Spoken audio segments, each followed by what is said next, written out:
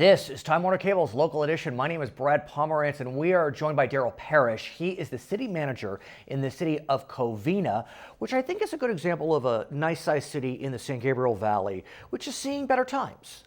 Talk to us about what you're saying. Yes, Brad, thank you. I believe so. Our sales tax numbers are up, our property taxes numbers are up.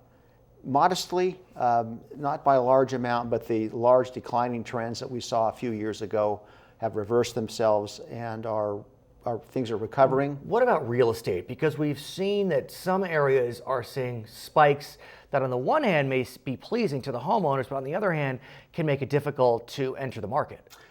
Indeed. That's an issue. But from our perspective, you know, our services are provided through property tax. That's a large portion of the revenue that we use to provide services. So rising prices to some degree are good for us.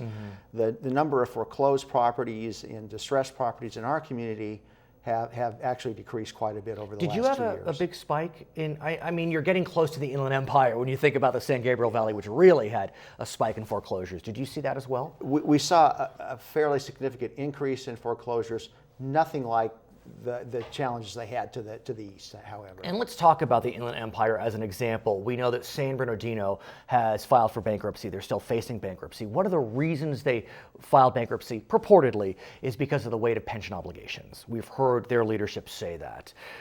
Because the economy is improving, I would presume that your partners in various bargaining units are looking to get some concessions.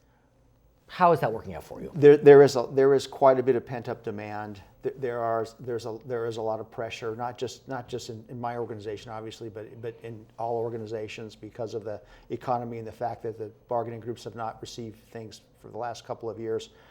We still need to be very conservative. We still need to manage that very closely because their costs are still rising, and I believe they're rising faster than the amount of revenue increases. Has Covina gone to a two-tier system with pensions whereby new employees will have a less favorable pension system than current? Yeah, actually, that's a part of the PEPLAR program, the pension reform program. But it's state law.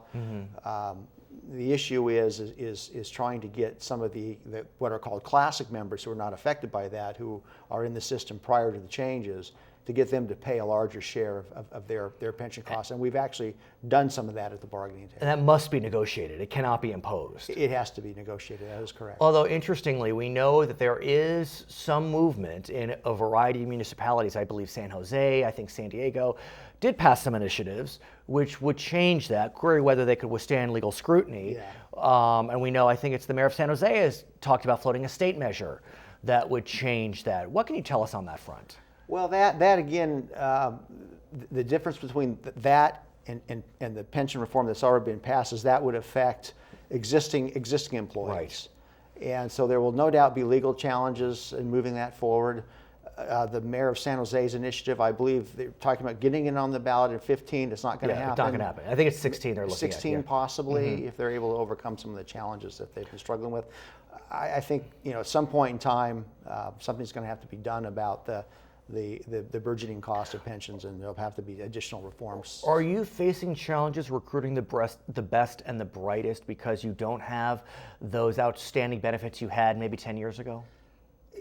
You know, I think as the economy starts to recover and the private sector starts to hire more, I think that could definitely be a problem in the future. Right now, I think we have a good example. We have an executive recruitment going on, and we have a pretty good list of candidates, so that's a good sign. His name is Daryl Parrish. He is the city manager of the City of Covina. I want to thank you so much for watching Time Warner Cable's local edition. My name is Brad Pomerance.